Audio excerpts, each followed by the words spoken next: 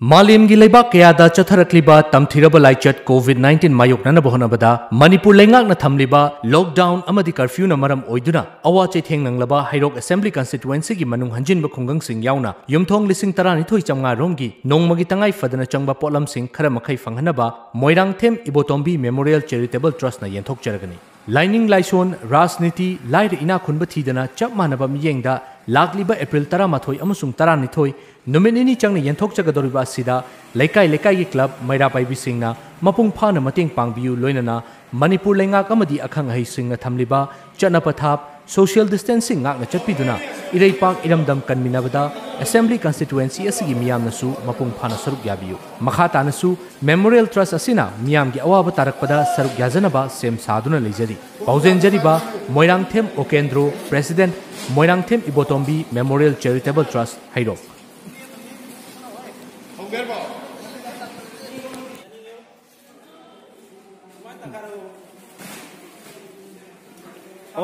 awang di ngasi ali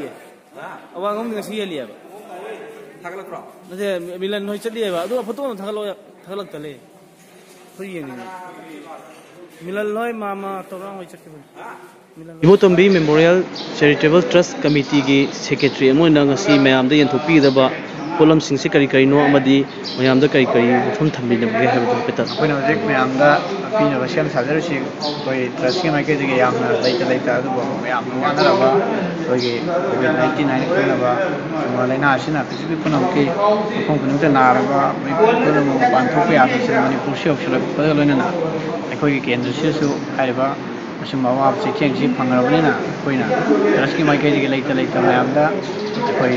ngamjaba mayam hek covid ki ama section lai mum kai koi trasina ambo mayam yawa abda sab yajar bu loina na han bu ni koi mayam da bi ma tawjar si koi oi kg ma aduga asau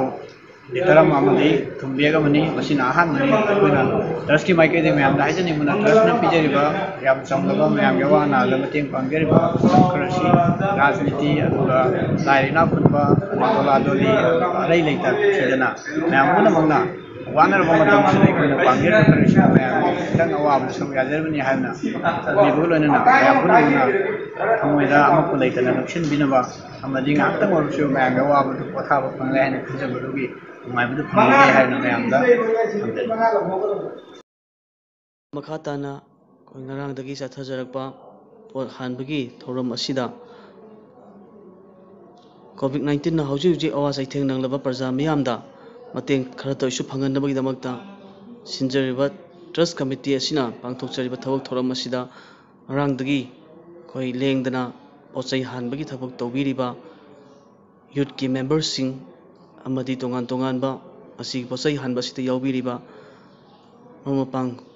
Maruk mapang kwai pumna makpu trust committee asigi president oina thau pubiriba ikai kumna jaraba suri M Okendros mekai dagi aine leitana thagat wai tamnakli aduga makhatana ngarang ahing athengba phauba awangi mafam kayada chandrakhong bengi pechi ngawrokna chingba mafam kayada chattuna hojik COVID-19 na hawa saitheng panglaba parja singda hariba polam sing ase yahunabagi damakta athengba hing phauba chattuna pot yenthok pikhiba member singbusu trust committee asigi